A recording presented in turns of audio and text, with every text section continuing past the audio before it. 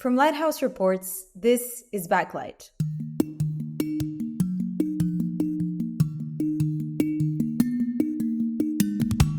Every month, we take you behind the scenes of real-world collaborative investigations. We're your hosts, impact producer Tessa Pang and investigative reporter Beatriz Ramalho de Silva. Hey Beatriz, how are you going? It's been good, thanks. I had a nice chill weekend after having a massive flu last week, but hopefully I'm not sounding too stuffy anymore. And I'm very excited for this week's podcast. How about you, Tessa? We were chatting earlier and you were saying you've just moved houses again because you're waiting for your visa here in Spain. So how's that been? I'm struggling with the Spanish bureaucracy, but the new house is lovely and the weekend was super sunny. It's only 5 minutes walk from the beach. So I feel like I'm returning back to my Sydney lifestyle, which is really fun. So Tessa, I know you're very excited about today's conversation. Talk us through what's on the agenda. Yes, so today we're going to be talking about the number one biggest question that I get asked about my job, which is, how do you make an investigation have real-world impact?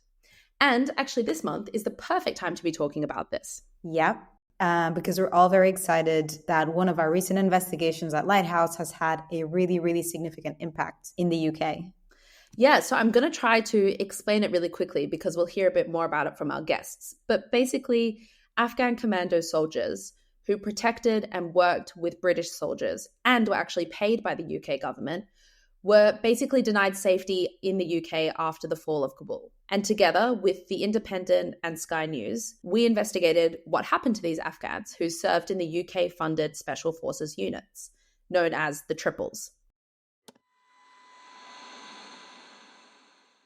In a 6-month-long investigation, The Independent, in collaboration with investigative newsroom Lighthouse Reports and Sky News, has identified 24 such cases to a high degree of certainty. The majority are still trapped in Afghanistan, but some have fled to neighbouring Pakistan or Iran.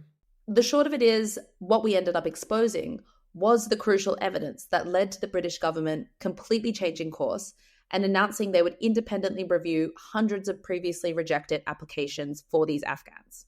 That's massive. And since there has been already some media coverage in the UK on this issue, I think people might assume that this change in direction from the government happened naturally, but that's not really the full story. Yeah, I think from the outside and just reading the publications, it can kind of appear like, we just published the story and then voila, they announced a review of the applications. But behind the scenes, there was actually a pretty big strategic effort to make sure politicians were unable to ignore this crucial evidence and then eventually change their minds and led to the review of the applications. So this week, we'll be talking to two guests. One of them is our investigations editor at Lighthouse, who led the project, May Bulman, and Holly Bancroft, who is a social affairs correspondent from The Independent, who was one of our partners on the investigation. Yeah, so in this episode, we're going to revisit what happened in the investigation, but also go in depth into the behind-the-scenes strategy that made this investigation so impactful. So hopefully this will give you guys some takeaways that could be useful for increasing the impact of your own work.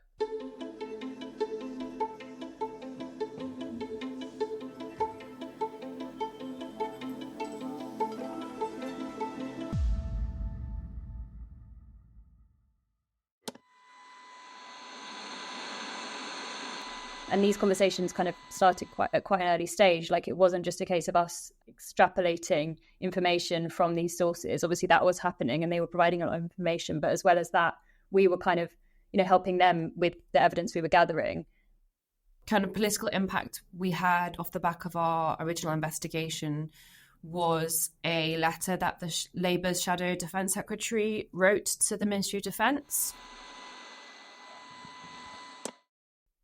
Hey May and hey Holly, welcome to Backlight. And first of all, big congratulations on the story and the result. Hey, good to be here. Hiya. So we're going to backtrack a little bit. Can you guys start off by explaining to us what this investigation is about and how everything started? We started by trying to record deaths of Afghans who had helped the British or applied for help from the British government and been rejected, and kind of started off an idea of trying to document the number of deaths that had happened since the Taliban takeover in 2021. And initially we got a bunch of people together who work in this space and tried to brainstorm really how we would record that. But it became quite quickly quite difficult to have an aim that was so broad. So May actually suggested that we narrow it down to the triples units of the Afghan Special Force, which are 2 units that worked directly with UK Special Forces and the British Army and were paid and trained by them. That kind of became our focus, really. At that point, I remembered that like about a year before, when I was actually working at The Independent, I did a story on some members of the triples units who had been rejected under the UK's Afghan relocation scheme that's known as ARAP. And at that point, there were some military veterans and campaigners who were really concerned about it, because the ARAP scheme is supposed to help Afghans who have worked alongside the British, and these commandos clearly had. But a number of them, a small number at that point, had been rejected. But at that point, like, my article was quite anecdotal because there were only a few of them. So it was like it could have been just a kind of mistake, like a few rejections amidst others who were going to be accepted. But then I went back to some of the contacts I'd spoken to at that time, and they said this is still a huge issue. And actually, it's a much bigger issue now, because since we last spoke, loads more of the triples have been rejected under the ARAP scheme. And they were really concerned. These were military veterans I was speaking to who had served alongside some of these guys. And yeah, so at that point I thought kind of it's worth focusing on these triples units and finding out, why they've been rejected if we can, and what's happening to them as a result. Yeah, so one of the former triples, a guy who was an interpreter with the units, who was in the UK and had been helping with a lot of Afghan stories more generally. He had put together a list of everyone he could think of, really, with his contacts who were in CF333 and ATF 444, the 2 units. And that was a major breakthrough for us, because that was effectively a list of a few hundred people that we could start by contacting.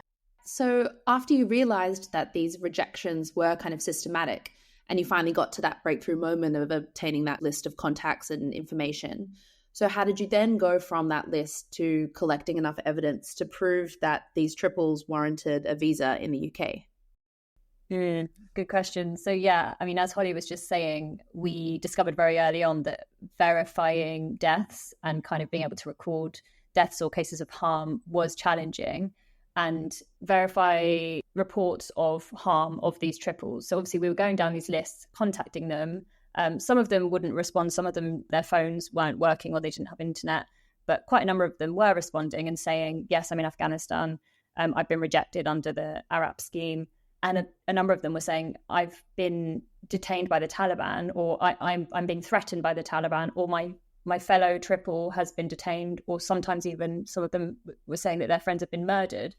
So we then went about trying to verify these cases, but we decided basically that in order to kind of verify a case, we had to have at the very least 2 strong testimonies from people who had been very close to what happened, and then also having a piece of either visual evidence or kind of documentary evidence to stack up what had happened. But yeah, it was really difficult, but we did manage to in the end verify, I think it was 24 cases. It enabled us to show that as a result of these rejections, people were being severely harmed at the hands of the Taliban, because the triples served in direct opposition to the Taliban with the British, so they were very clear targets for them, and this enabled us to go some way to proving that.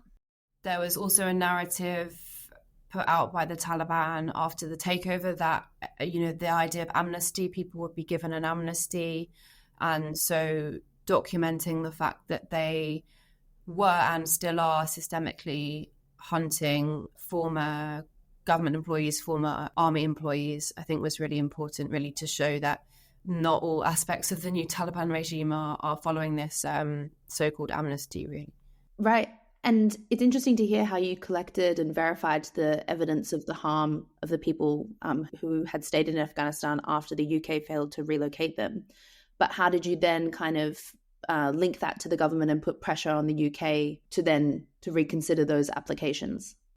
In each case, we had to verify harm, but we also had to verify their role within these units through certificates, pictures, any contacts they had with other members, and then also evidence their rejection of help by the UK government as well. So all of them had applied to the UK resettlement scheme, ARAP, which is run by the Ministry of Defence.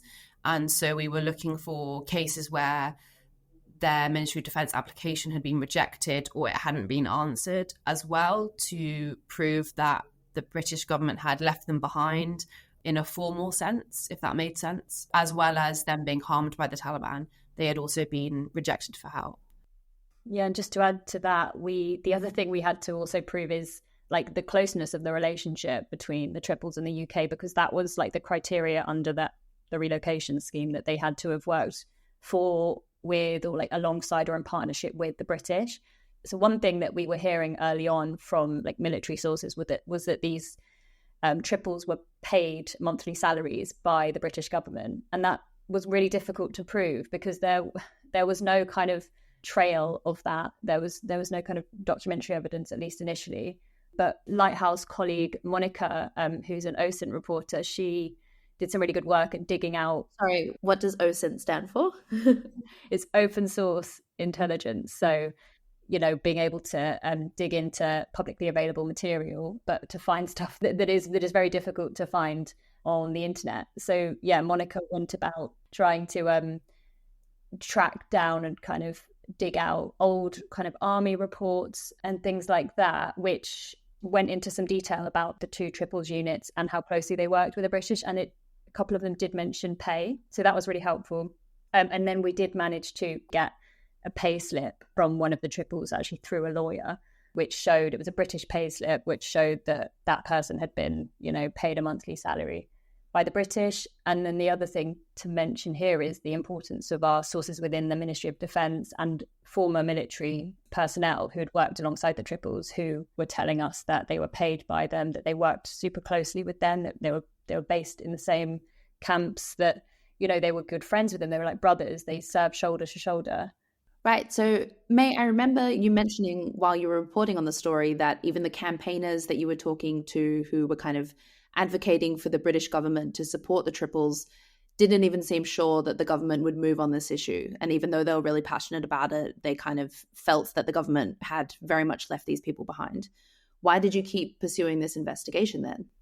I mean, yeah, a lot of the people who were pushing for this before we even started on the story, they'd been really worried about this for quite some time and trying to push, and they hadn't really had any luck. So I think when we sort of came along and said we want to do an investigation into this, they were really pleased and they were really hopeful that this might actually bring it to the public attention and force the government to look at it and to answer questions on it.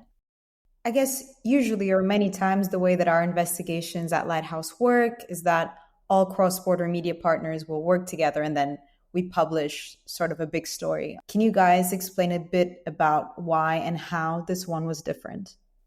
At the beginning, we kind of were thinking we could try and do a big overall investigation on, the Afghans that Europe as a whole has left behind. But then it just started to feel too broad. So I kind of thought actually the better approach is to do it country by country.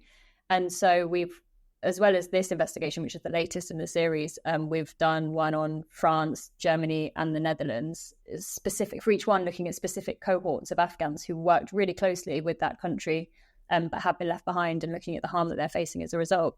And I think that has paid off because you're really focusing in on one kind of issue. As we were speaking about at the beginning, instead of doing a big broad piece, which is quite difficult, actually focusing in on one group that that quite clearly has been treated unjustly and worked really closely with the country, but has been left behind. And that does seem to have paid off because it's kind of forced the national governments to look and to listen.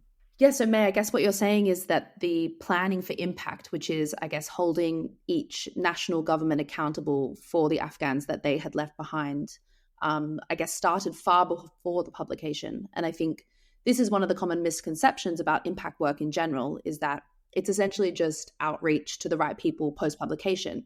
And then you kind of just hope that those people care enough to actually do something about it. But actually, often at that point, after you've already published, it's kind of too late to have a real and tangible impact because the information's already out in the world. And unfortunately, the press cycle moves so quickly, so it can kind of be, the issue can kind of be ignored, or the right people fail to see it, especially when it's a big issue about keeping the government accountable for something that they had said that they would do. So as you kind of mentioned early on in the investigation, there were quite a few strategic decisions that the Lighthouse team made to make the investigation way more impactful and hold each national government accountable. I think one thing you mentioned is how important it was gathering those ex-military sources inside Parliament. Can you tell me a little bit about that and also about the approach that you had with those sources that actually helped the impact process? Yeah, we started to develop sources who had served alongside the Triples, former military sources who knew a lot about the work of the Triples. And I think from quite an early stage, like as I said earlier, a lot of these people had already been pushing at the issue quite a lot and found that they were getting nowhere. So when we came in and said we were doing a story on it, they were really keen to kind of work with us in a way to make sure that it had impact. And, we would sort of explain to them the kind of evidence that we're managing to get. And I think then it was a case of kind of them thinking about how they can also use that evidence in the conversations that they're having kind of behind the scenes. And, some of these former military personnel were MPs who, were able to actually raise this in Parliament, which was really helpful. Others were much more kind of off the radar, didn't want their names in it or anything. But they were also having kind of behind the scenes conversations with people who had quite a lot of influence. So they were able to present our evidence in those places. And these conversations kind of started at quite an early stage. Like it wasn't just a case of us extrapolating information from these sources. Obviously that was happening and they were providing a lot of information. But as well as that, we were kind of, helping them with the evidence we were gathering. And obviously the whole time, like there was a lot of thinking about like, how can we make this as impactful as possible? So yeah, I think it was just important to have those conversations with the sources as well as just kind of taking information from them. And just a reminder, you can subscribe to our newsletter at lighthousereports.com, or you can follow us on Twitter or Blue Sky at LH Reports. Welcome back. We're talking to investigations editor May Bulman and social affairs correspondent at The Independent, Holly Bancroft, about the impact of their investigation into the Afghan commandos who were left behind by the UK government.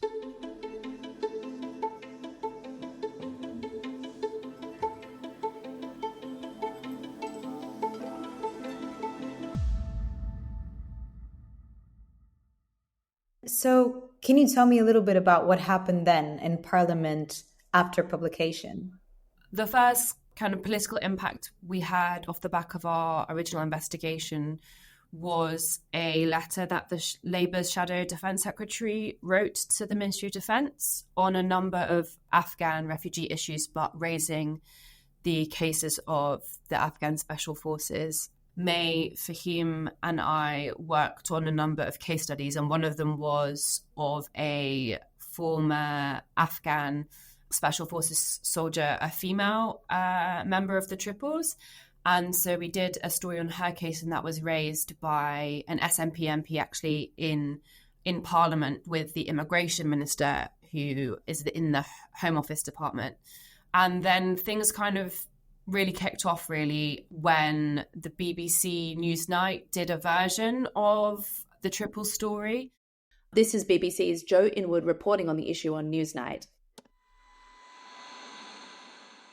There has been a tireless campaign by military personnel, diplomats, lawyers and journalists trying to get the government to look again at their cases. So can you talk through, Holly or May, how the whole Newsnight publication came about? When the BBC's piece came out about it was a few weeks later, I think. And at that point, it was just quite helpful because they reported very kind of similar findings to what we had actually found. Like there wasn't much new in their reporting, but actually it came at a time when there was just a bit more space and in the news agenda. In terms of timing, I think actually our piece came out at not the best time. We already decided to delay publication, I think, we delayed it a couple of times because the news cycle was so, there was already so much else going on, and it hadn't been long ago that Gaza-Israel conflict had started. So we ideally wanted to put it out at a time when there was kind of not too much else on the news agenda. Right. But obviously there are so many instances of stories that come out that really should cause a big debate in Parliament, but they just don't. And at the time, as you mentioned, there were so many big things happening in the media, like Israel's war on Gaza, that really would have made it easy for politicians to kind of get out of this one, or for it to completely fall off the agenda. So how did you make sure that this became an issue for politicians? I sent our findings to the Foreign Affairs Select Committee, which they had a hearing on Afghanistan, I think a couple of days before we published, actually. But we decided to send them some of the findings that were relevant prior to that. And they did actually bring it up. The chair asked some quite pertinent questions on the triples, which was good. And then obviously, being in touch with MPs and kind of filling them in on the findings really helped. And then, of course, as I said earlier, the sources the military sources who kind of were already pushing it behind the scenes. I think all of these things were important. That was a lot of thinking did go into that. It didn't just kind of happen by chance. That's really interesting. So basically, the publication just sparked this massive debate with MPs, so the members of parliament, as you're saying, and then also the Labour Party stepping in and sending a letter. That coincided really with defence questions, which are time in the UK Parliament where a defence minister has to come and answer topical questions from MPs. And there were 2 of those sessions within a week, one with the Cabinet Office Minister who was Minister for Veterans Affairs, and one with the Armed Forces Minister who is part of the Ministry of Defence. And the Triples cases got brought up in both of those sessions, and that generated a lot more for me to write on, really, because both those ministers apparently kind of contradicted each other on what help the government could give to this specific cohort, with the Veterans Minister being very keen to help them and the Defence Minister kind of playing it down a bit. So I ended up writing a story about the clash that they were having internally over how to help this particular set of people. And then that generated more kind of letters from Labour to figure out what was happening. And that kind of then started to snowball the process, I would say. And then it was around end of January that we got word that there was going to be a significant change in government's position on this, and they were going to consider reviewing all the cases. The Armed Forces Minister made a statement to the House they'd all been waiting for. A recent review of processes around eligibility decisions demonstrated instances of inconsistent application of the ARAP criteria in certain cases. This issue relates to a tranche of applications from former members of Afghan specialist units, which includes members of CF 333 and ATF 444, known as the Triples. So as you kind of said, it's because you'd already built a pre-existing relationship with these kind of more friendly MPs that were pushing on the issue that was kind of happened across the political spectrum, and that you viewed these kinds of military sources not just as sources to extrapolate information, but also as, you were providing them information that could help assist their ability to push for it in Parliament. Is that right? Exactly. Yeah, I think it's a hard thing to know. How do you get ministers to change their minds, really? I think it's a combination of ministers being willing to listen to their MPs and taking on board what they're saying. And then also, I think we were just lucky with having a number of parliamentarians who knew about this issue really personally, kind of use our reporting, I guess, and to try and convince the MOD that these guys should be treated differently because of the records of their pay. Sorry, and for those who are listening who aren't British, MOD is Minister of Defence, right? Ministry of Defence, yeah. And so obviously it's not just journalists and politicians who are the ones pushing for the British government to be held responsible for what happened to Afghans who were promised safety in the UK after the fall of Kabul. Can you tell me a little bit more about how you worked with those other actors? When we first started looking into this, we realised quite quickly that there was a legal challenge kind of ongoing about this. There was a law firm and one particular lawyer, really focusing hard on this issue and representing a lot of Triple's clients. And that lawyer was trying to work out the best kind of approach. And when we said we were doing this investigation, like, that was helpful for the lawyer as well, because that in the end formed quite an important body of evidence for her legal work. And the other thing that we haven't really mentioned is that actually a number of our sources were Triple's members themselves. So during the evacuation of Kabul back in August 2021, the UK did manage to evacuate quite a number of Afghans, and some of them were members of the Triple. So they managed to get on flights during the incredibly chaotic evacuation process.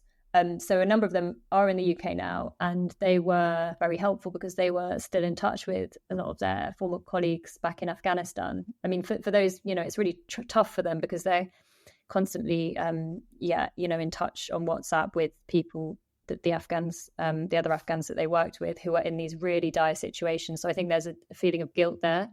But they were helping us to develop more sources, develop contacts on the ground, and build up the evidence.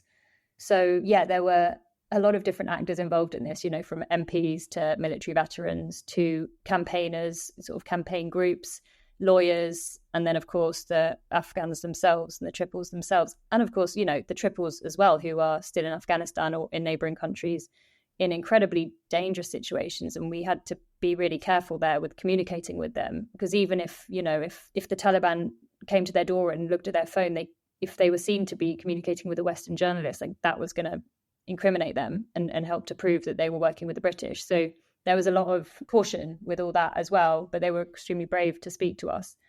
It was a real, it wasn't easy to be developing all these sources and protecting those anonymous sources. But I think it did all kind of pay off in the end with getting the story out, and then actually ultimately the government saying they're going to reconsider all of the rejected Triples cases. And can you explain a little bit more about how you worked with the campaigners on this?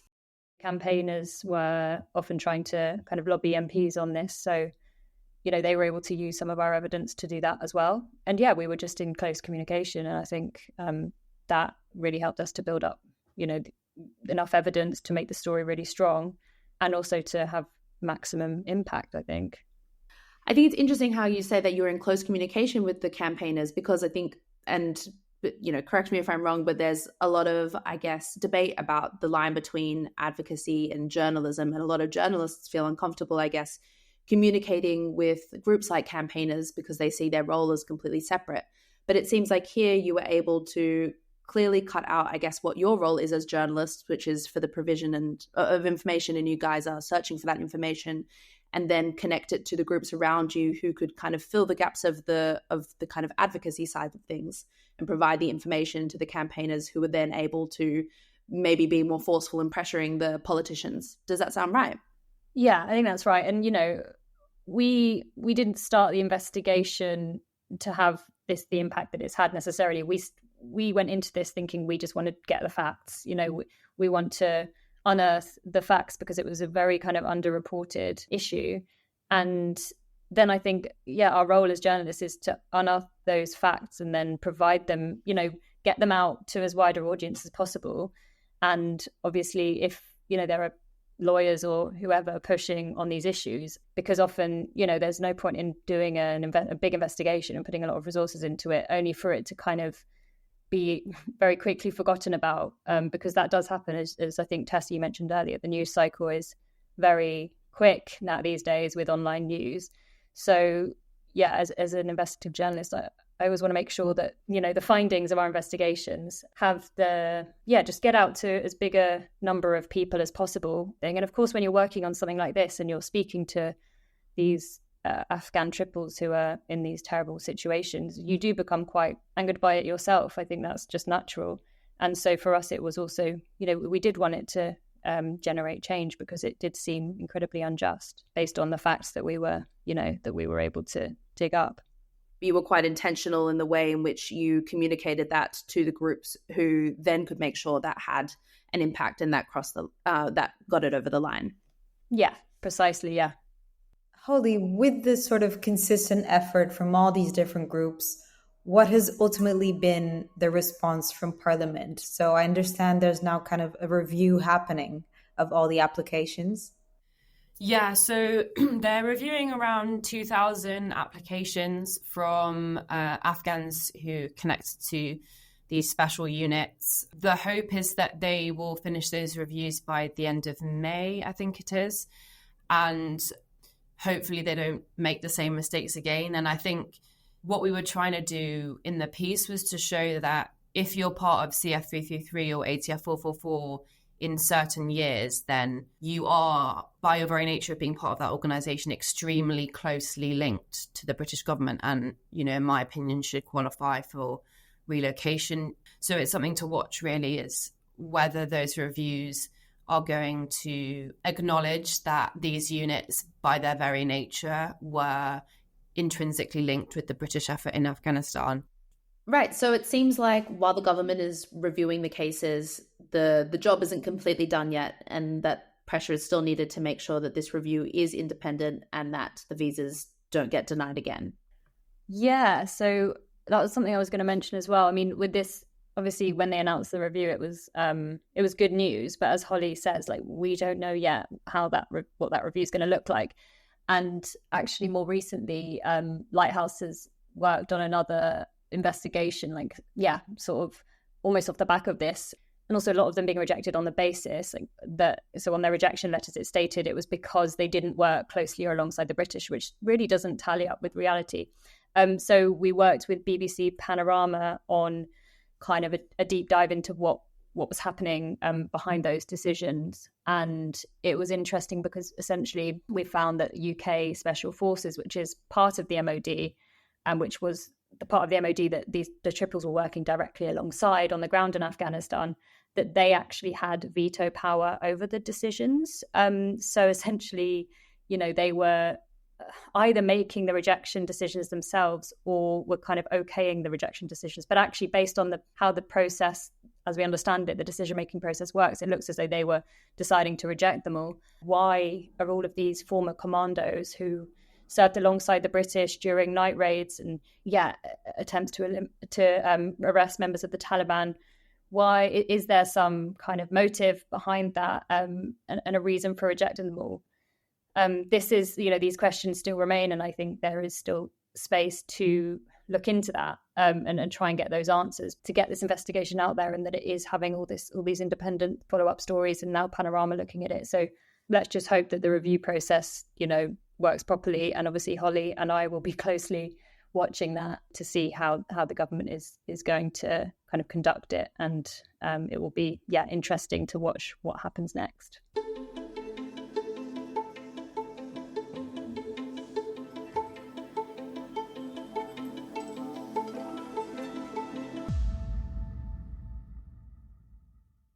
And just to wrap up our conversation with a question that we ask all of our interviewees.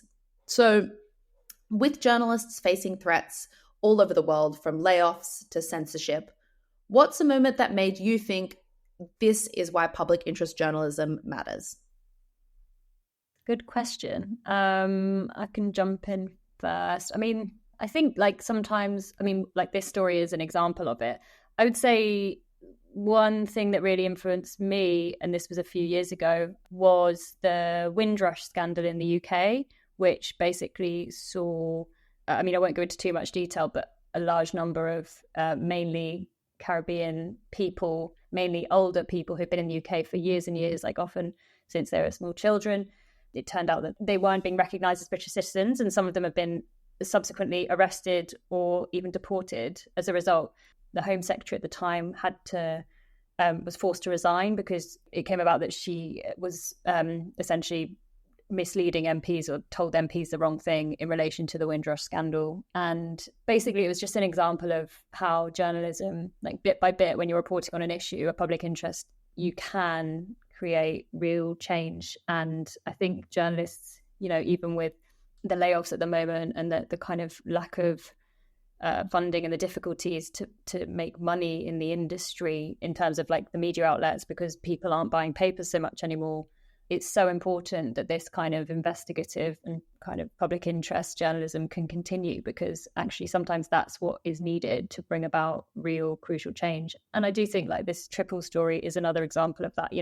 Campaigners and MPs can be pushing on the issue, but actually sometimes you really need journalists to come in and unearth the facts. And it's often at that point that, along with everything else, but that actually governments are forced to act. Also, I think journalism can be part of the space between where police investigations fail or institutions fail to investigate something properly, but where there's not necessarily a threshold of evidence to get to a trial, for example. So there's a really good piece in the New Yorker recently about a death of a young person who'd ended up pretending to be the son of a Russian oligarch when he wasn't, and he fell from a balcony into the Thames, and there wasn't kind of necessarily any foul play in that incident, but this New Yorker piece just looked really broadly at the circumstances of his death and the people he was involved with and the success of the police investigation or not at the time. And I think it was a really interesting piece of like almost the grey area where journalism can fill in the gaps of something that the police can't really look at.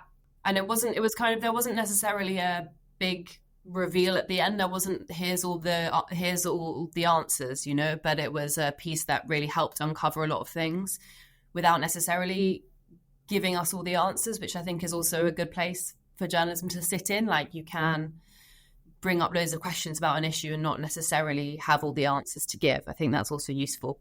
Yeah, I think that I think that's a really good point. I haven't read that piece, but it's that like ability to be nuanced and like not necessarily have like, you know, the answers there. But I think that's also why it's important that investigative journalism is able to continue to be funded, because if you don't have the space and the time to investigate something, you do end up having to kind of come to really, really quick conclusions, or with something complex, you just won't cover it because you don't have like the clear like boom headline. But whereas with kind of longer term, longer form investigations, you can you have that space to kind of explain the issue and to actually raise questions and be a bit more nuanced about it. So I think that's such a good point. Okay, thank you so much for your time, guys. I know you're both incredibly busy, but it's been really great to chat through the investigation and talk about its impact. Thanks so much. Thanks, guys. So you can follow us on social media. Our Twitter account is @LHReports. And we've recently also started a Blue Sky with the same handle, which is @LHReports. You can also reach out to us on email at backlight@lighthousereports.com. And if you want to check back on this later, all of these accounts are also linked in the show notes. And if you have suggestions of people that we can talk to on this podcast or topics that you would want covered, feel free to reach out to us via email at backlight@lighthousereports.com. And remember to subscribe wherever you get your podcasts.